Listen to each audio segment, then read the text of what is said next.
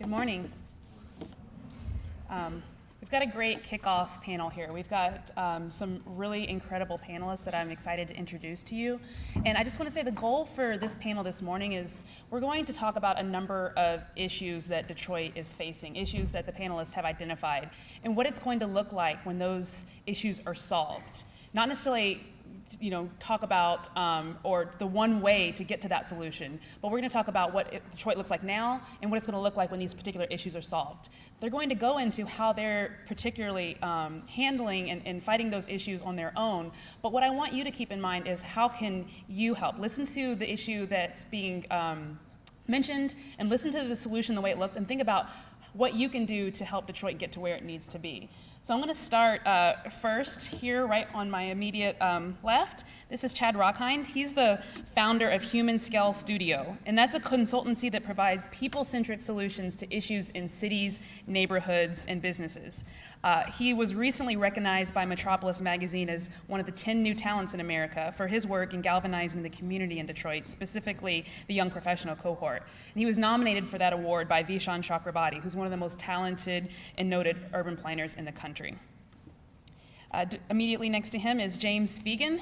James heads up Feagin Media Group, and that's a consulting firm that offers program design, strategy, and communications for foundations and corporations. But really, to sum it up best, is James knows Detroit businesses. So when organizations like NEI, Motor City Match, DEGC, Wayne State University, and Knight Foundation want to get in touch with Detroit businesses, they get in touch with James.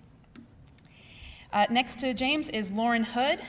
She's an urban planning professional and co-founder of DeepDiveDetroit, an organization that, I like this quote, creates a safe space for uncomfortable conversations between disparate groups, and that's something that Detroit desperately needs right now. She's often tapped for her understanding and connection to Detroit and its people. For example, she served as the community engagement managers for Loveland Technologies during its huge Motor City mapping project, where they collected data on each and every parcel in the city of Detroit. And next to Lauren is Maggie DeSantis. Maggie's been involved, feels like too small of a word, but involved to say the least in community development in Detroit for nearly 40 years. She is the president and CEO of Eastside Community Network, which is formerly known and most recently known as the Warren Connor Development Coalition, which is one of Detroit's largest and leading community development organizations, and it's over on the east side of Detroit. So we've got a bang-up panel here for you this morning to talk about the issues that they're working to solve in Detroit today. So what I'm going to do is have each of these panelists spend about 2 to 3 minutes and talk about an issue that Detroit is facing and what it's going to look like when that issue is solved, what that Detroit looks like. So let's start with Chad. Hi, everybody. Can you hear me? Cool. So thank you for having me. It's great to be here this morning. The problem that I think is often underlooked in Detroit is that the roads are too damn wide. We often like to think about business development, real estate development, et cetera, but one of our greatest assets is our public space, and our streets are some of our largest public space in terms of sheer area. If you go out on the street, it's very clear that the environment is not made for you, it's made for automobiles. This city was built on automobiles, but one could also argue that the preference for the automobile over the pedestrian also led to its decline. You could trace the creation of the freeways to the decline in population. You can trace the creation of freeways to the destruction of neighborhoods, particularly African-American neighborhoods. In the neighborhood that I work in, Corptown, we've seen a modest growth in our commercial corridor. I think the narrative around Corptown has maybe gotten a little bit further ahead than where we are. And I think part of what's holding us back is the width of Michigan Avenue, which is technically a state highway. In the narrative of Detroit, people often say like downtown, midtown, Corptown as if they're the same thing. Corptown is the one that is the outlier in that situation, in my opinion. Downtown has a commercial vacancy rate of about 10%. Midtown has a commercial vacancy rate of about 13%. And Corptown has a commercial vacancy rate of about 60%. So there's still a long way to go in terms of making Corptown the neighborhood that it can be. Michigan Avenue, if you're not familiar with it, is about a seven-lane state highway that is also Corptown's main street. It was not originally built that way. It was originally built to be half the width, and in the 1930s it was expanded to make a freeway. So it's a classic example of freeway expansion leading to a decline in the neighborhood. Even the business growth that we've seen, and it's great, is largely focused around restaurants and bars, and I love all of the restaurants and bars in Corptown. But because of the width of Michigan Avenue and the fact that most of our residential is on one side and most of the commercial is on the other, what happens is neighborhood amenities like pharmacies and laundromats and all the things that make urban life full and rich and great and make it so that you can walk anywhere, it makes it that much harder to create an environment that allows for those things to happen when you have a freeway running down the middle. So when the work is done, what does it look like? It looks like you walking from Slows down to Detroit Institute of Bagels and being able to go through any of your neighborhood amenities, run into somebody that you don't know, have an experience that you weren't expecting to have, rather than just getting in your car, knowing that you're going from point A to point B. You would have a little bit more serendipity in your life as a result. Thank you. Chad's really smart, and I probably should have went first. So I've been kind of wrestling with this topic since, do I call him Professor Tarver or Mr. Tarver? How do I call him? David, all right. David says I can call him David. So David and I have been talking for a while, and we had some really good conversations on the phone. And the blessing about my work is I get to kind of see this thing from a lot of different angles. I spent some time, at the table with foundation presidents and government officials and corporate folks who are, what should I do with this $100 million? And that's awesome. And then I get to spend the time in the barbershop on 7 Mile or in the small business or in the neighborhood business on the Eastside and, really understand like what's happening on the ground. And my work is to try to connect it to and really make sure that what we're doing from a policy, resource, program perspective actually moves the needle. So even backstage, I was like, okay, well, what one problem am I going to talk about? And I think a lot of it can really be summed up, and I don't mean to offend anybody, but the last slide with the 3 circles, so you talk about awareness, motivation, and capability. There's an issue of how are we defining capability? And then the second is the 3 of those alone don't get the job done, because I meet plenty of people every day that are aware of the problem because they live it, they face it. They're definitely motivated. And depending on how you find capability, they are more than capable of addressing the problem. The issue for them is the resources to actually address the problem. And the resources are often tied to, not even tied to things, they're just not necessarily readily available to solve the problem in a way that could be solved locally. Whether you're talking about economic development from a large-scale perspective with a CDC or a block club, or if you're even talking about just a neighborhood small business that understands what they need to do to compete, they want to do it, but there's a lot of different barriers that they face that the resource world isn't even necessarily aware of to actively address. And so that's really I'm not supposed to get into the solutions yet, am I? So I think that's the problem, is really understanding how to properly get resources to where they need to go to spur more homegrown solutions, in short. Thank you. Good morning, everybody. Can you hear me? It sounds low. Thanks for making it to the first panel of the day. I usually miss like the first 3 of any conference I go to. I think of things more on a meta level, so when I think about what problems need to be solved, I'm like, okay, that's the problem, but there's a deeper level, a deeper level, a deeper level. And I feel like at the deepest level, our problem here is inequity, and it's racial inequity. I don't want to turn this into a social justice conference, but all the hats that I wear, all the jobs that I do, and the LLC I started, they're all somehow involved in doing community development, but all working to solve inequity. So the company I started, DeepDiveDetroit, kind of evolved from me and some friends of mine, mostly black, who are native Detroiters, but also interact in this kind of world. We're on panels, we're getting interviewed in newspapers, we're at the table with the people, like Feagin said, the foundation people who are like, how do I spend this money?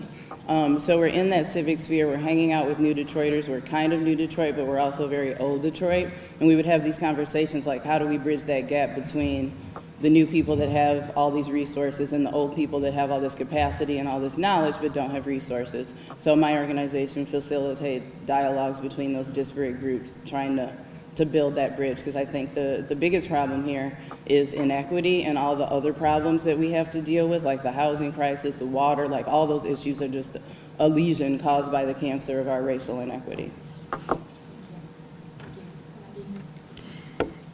Lauren, thank you for, is this on? Thank you for describing me to a T. I'm one of the old people without the resources that she referenced. Forgive my tardiness. When I read the flyer, I didn't look at the address. I read College for Creative Studies. I went to the campus on John R. Sorry. Which is another indicator of how old I am, because that's generational. When you say CCS, I'm on John R. So as I understand it, we're each asked to describe a problem, describe what the solution looks like, and then What it looks like when we're solved. done, and then we'll talk about how we get there. Okay. So picture the community defined by Mount Elliott on the west, I-94 on the north, the Detroit River on the south, Alta Road bordering Grosse Pointe on the east. From 2000 to 2010, 40% of the people who lived in that community left.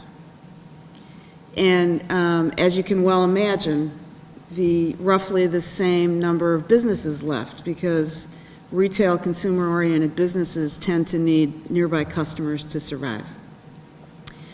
The foundation community began to target their investment toward certain neighborhoods around the city that they viewed as having certain kinds of potential or met certain data requirements for the kinds of work they wanted to do. Perhaps there were large populations of young people, which we didn't have. Perhaps there was a stronger density, which we didn't have. So the problem we were faced with, starting in, we understood it was happening in the early 2000s. By the mid-2000s, we were asking what we should do about it. So fast forward 10 years later, and what we have is a community that has not gained net population. So we're still with the same population. Perhaps there are a few more businesses, but they are not necessarily retail-oriented, consumer-oriented businesses. There are a handful of neighborhoods that would have been defined as high-density neighborhoods. We would call them high resident activity neighborhoods, so as to avoid using the term density. And those few neighborhoods are more active compared to years before. The commercial corridors remain largely empty of buildings, but they are beautifully landscaped. The landscape tends to be colorful, low maintenance. The plantings tend to be cleaning the soil and infiltrating rainwater. And along some of the commercial corridors, there are some multi-unit buildings, much more dense, if you will, housing units built there. There is a lot more recreational green space, and local residents tend to be employed at businesses that tend to be more focused on landscape-based business activity. So just picture all that. Got it.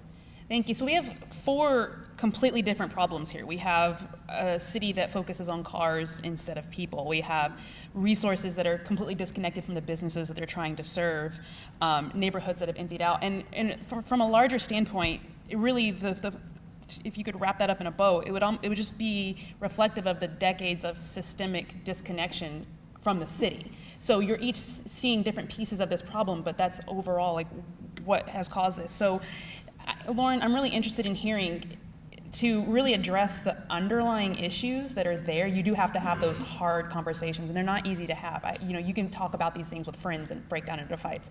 So how do you set the table for these disparate groups to talk about things that are very, very difficult to talk about, that might bring up sticky subjects like race and inequality?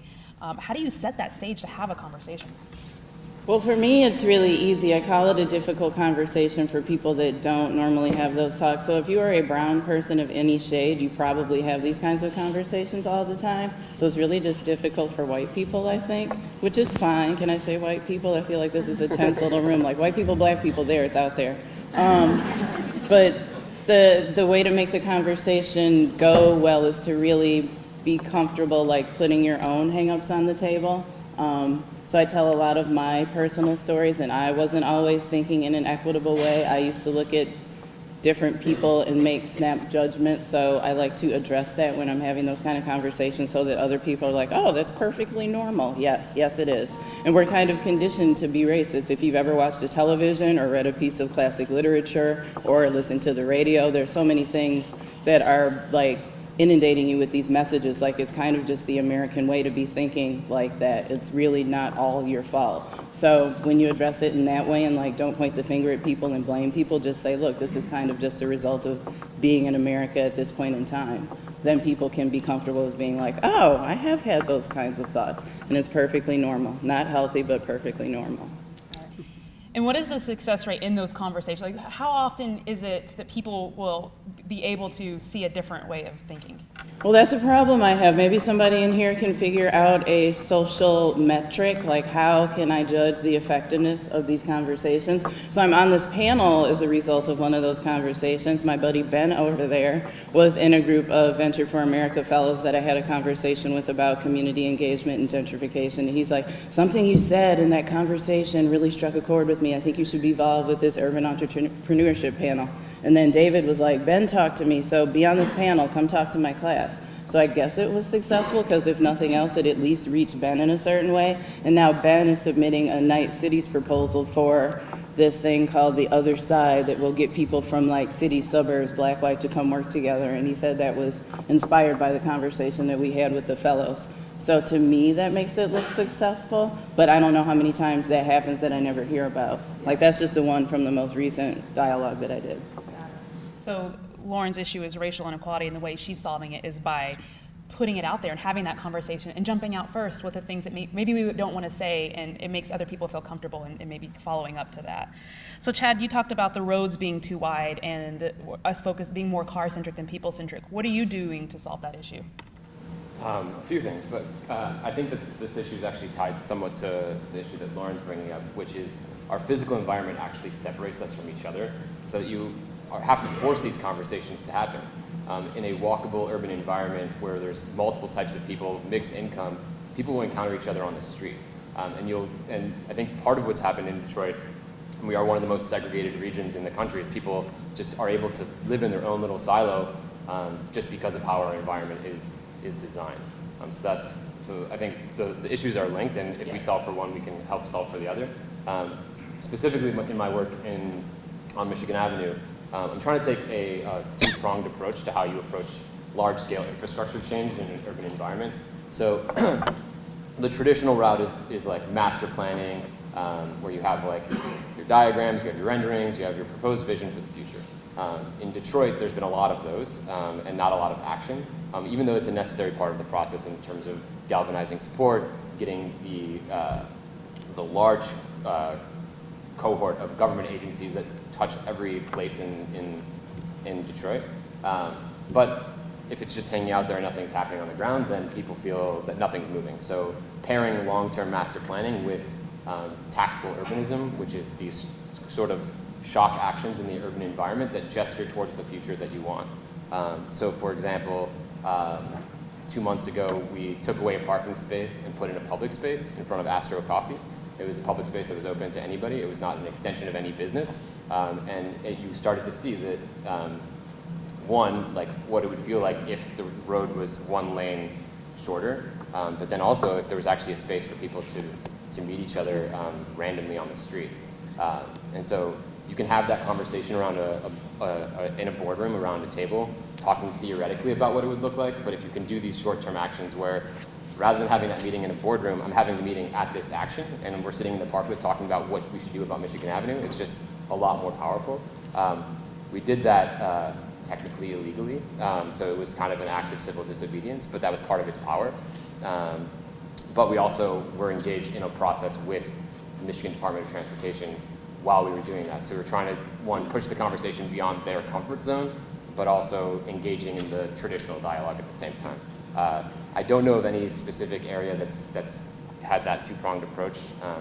If you are aware of places, let me know, because I want to talk to those people. But I think that there's something to kind of these shock actions and also the traditional process, and kind of not posing yourself as establishment, but also not posing yourself as kind of this radical rebel, and kind of a hybrid of the two. I hope that is a secret sauce that can help make change happen.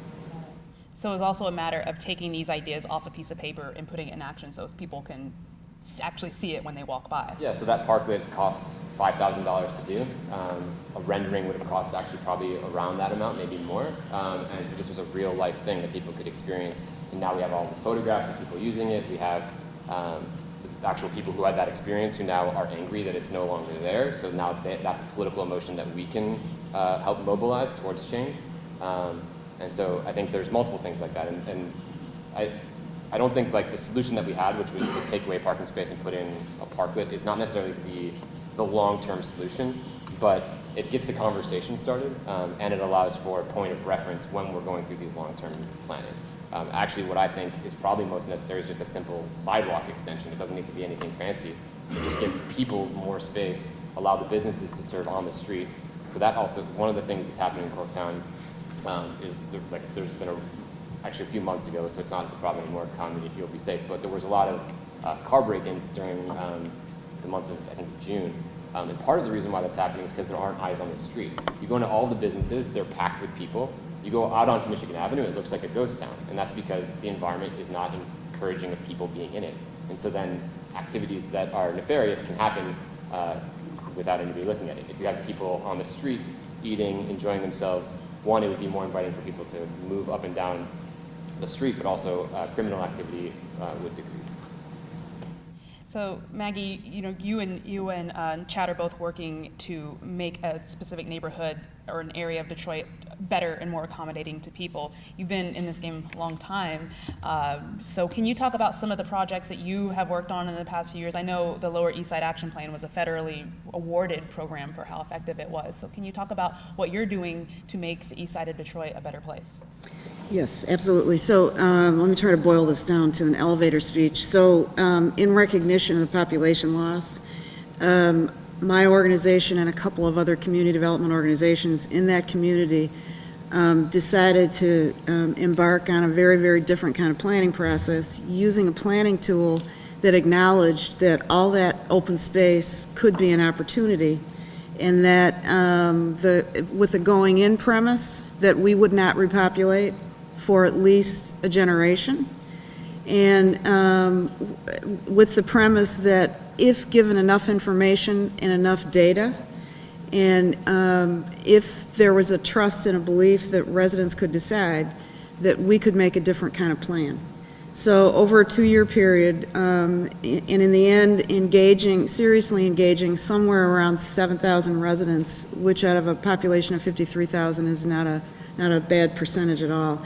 And using a planning tool developed through Community Development Advocates of Detroit, the Lower East Side Action Plan was created. And its basic premise is that you stabilize traditional neighborhoods by dealing in positive ways with the surrounding blight and the surrounding vacancy.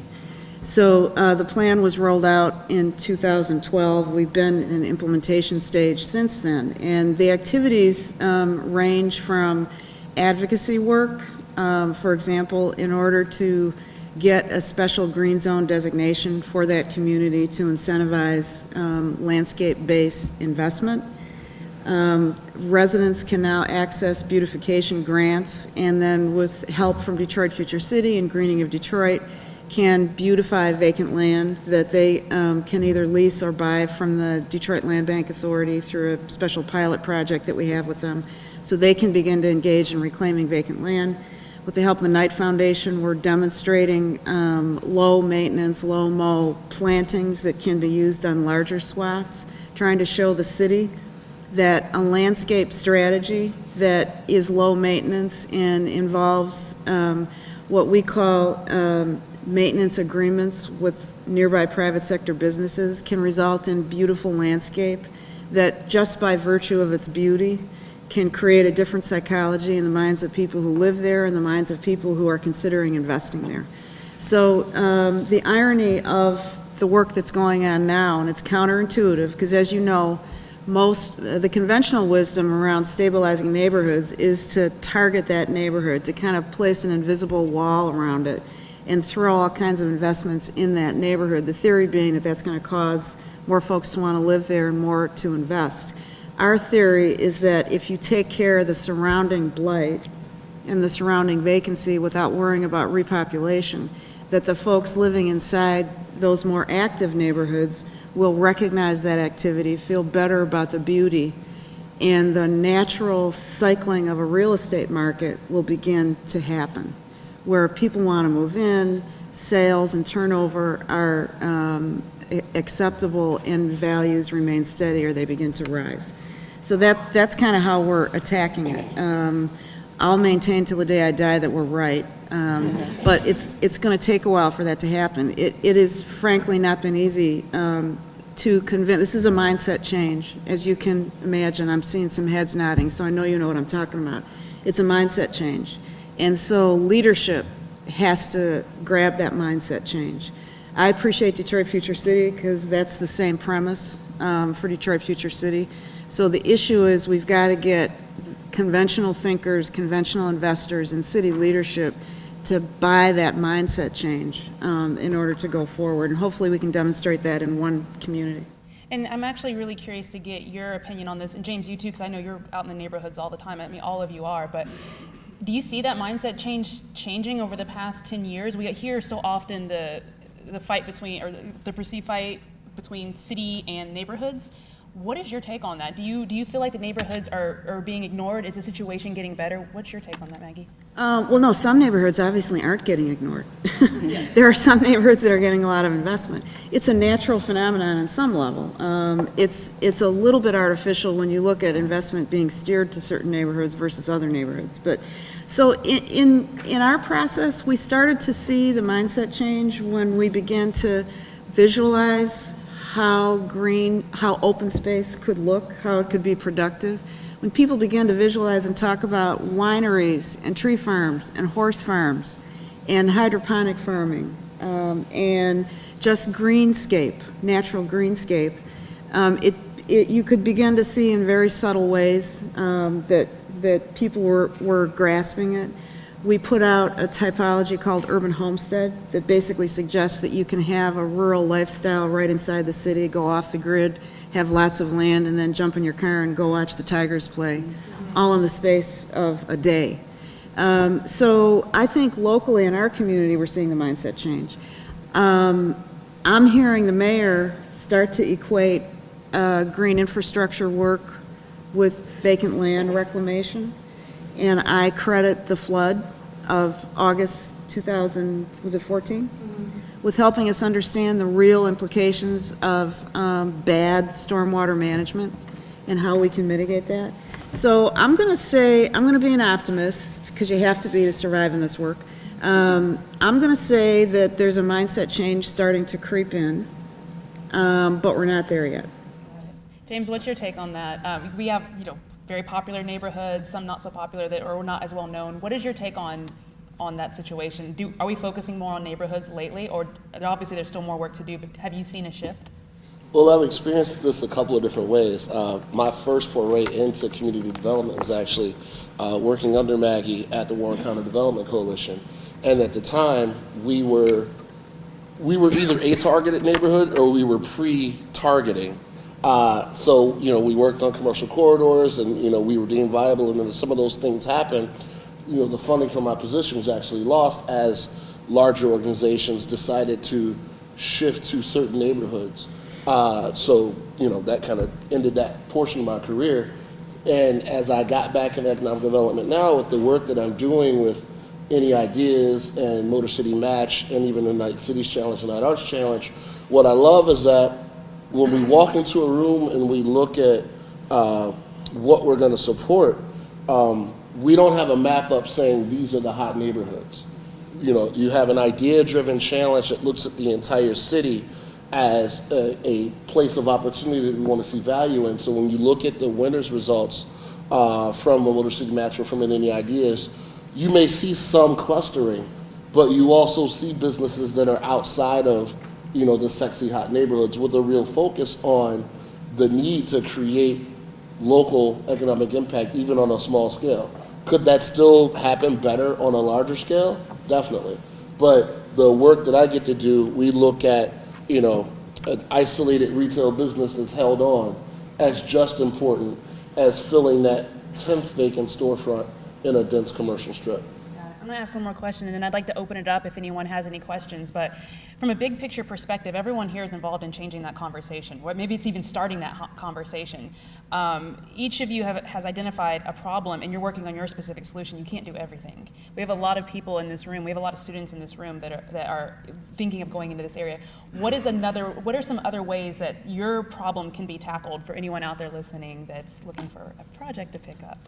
So, Chad, besides you're going rogue and putting in parklets, what are some other strategies that you think would be effective in making people think differently about the way that we plan our cities? Yeah, well, I think that particularly in Corktown, what we're interested in doing is making the neighborhood a place where you can experiment with some of these solutions. So I'm interested in so if you have a solution for lighting, rather than prototyping it in a workshop, let's put it in Corktown, see if that works. I think we're focused on Michigan Avenue, but we're also thinking about the entire neighborhood and thinking about the neighborhood as a place where we want some of the best and brightest minds to solve for some of these infrastructure changes in partnership with the business community, in partnership with the residents, and in partnership with our government partners. So if you have a solution for an urban problem and you're looking for a place for it to land, talk to me. I think I would finish where I started, which is to go back to that slide. As you're thinking about Detroit as an opportunity for you, and there's nothing wrong with that. You talk about awareness, motivation, and capability. You believe you have those things, and that's why you're looking to go in and invest or make change in a certain community. And right now we have this model of, well, I'm going to come in and I have this great social venture or business idea, and I'm going to create jobs for underserved communities or whatever that term of the moment is, which I can't stand any of them. And then there's this natural assumption that one of those things is mentioned. I know I keep pointing because my mind is still there. So you assume that, well, if the problem's not already being solved in that community the way I think it should be solved, that there must be a lack of awareness, a lack of motivation, or a lack of capability. And that's one of the mindsets that I think we need to not just challenge, but just get off the way and kind of get to the next step. It's not just your employees potentially that are in that neighborhood, it's your partners. There are folks there who have the awareness, the motivation, and the capability. And if they just were paired with the right resources, it's not only just an uplifting opportunity for them, but it also can make your venture more successful, where instead of trying to reinvent the wheel from outside, you can leverage the knowledge and the relationships that exist on the ground and actually have a more successful, more impactful venture. Yeah, what James said. I was totally, I had two things, but one of them was, I feel like a big problem here is the gap between people that are experiencing the problem and then people that have the resources to, I don't even like the word fix, assist in getting towards a solution for the problem. So there's a gap there. So if somebody could figure out an effective way for those two worlds to meet and bridge that gap. So I'm thinking for this room in particular, we've got U of M people and Michigan State people, and you're like, I want to serve urban issues from Ann Arbor or East Lansing. You need to figure out how to get down here, how to spend time here. And I guarantee you any problem you come up with to solve, there's somebody directly associated with that problem, really close to that problem, who's been working on it a really long time. So figure out how to find out who those people are and connect them to all your fabulous resources and brain trust. The other thing I was going to say is, so I feel like urban entrepreneurs are different from regular entrepreneurs in that they want to get at some social issue. So there needs to be a means for measuring social impact. When I'm trying to explain like why these conversations are valuable or why any other kind of social venture is valuable, there's always like a gap in the conversation trying to prove that it made a difference. So if somebody can figure out a means of a social metric so that you can tell the story better to other people. Oh my. Number one, move into the city with your friends to some neighborhood other than downtown, midtown, Corktown. I love Corktown, but you get my point. Other than downtown, midtown, Corktown, or Grandmont Rosedale. Move to Cadillac. Move to LeMay Street. Move to Seneca near Pingree Park and begin to experience the problem, because the experience of the problem creates a different way of thinking about what some of the solutions are. That's number one. Number two, a lot of what I appreciate about the generation that follows mine is the DIY mentality. I really do appreciate it, and it gives me hope on the one hand, but it also scares me a little bit, because it does tend to overlook the kind of collective action in the existing social networks that already are there in Detroit. So many of us who have stuck it out, I've raised a daughter alone for 21 years now in a neighborhood that that until recently was starting to empty out. You get this feeling of resentment when you feel as if people are moving in to help fix the problem. And you want to say, what about what we've been trying to do? So the challenge is to take that I can do this mentality, and I can do this myself, and that entrepreneurial spirit, and be willing to plug into the collective. And what that translates into is organize. So we need to organize to cause the Detroit Land Bank Authority to become a little more efficient and a little smarter about how it handles vacant land. We need to organize in order to point out some lessons learned to city government about things that could be done differently in how we manage commercial vacant land. We need to organize in order to reclaim some neighborhoods regardless of the population, but we need to do it from the perspective of living in the city. So I challenge you to find a neighborhood that you never heard of before, that looks pretty crappy, and move in, make an investment, and ask your friends to move in there too. Well, I think that's all the time that we have. I thank the panel very much. Sorry we didn't have time to take questions, but I appreciate all the advice that you gave out there. So, yeah, I know. It went by fast, didn't it? Yeah. Thank you very much. We think it's just the start of a major global shift, of a revolution, and I think that, you know, the reason why we're particularly excited about Detroit is that, again,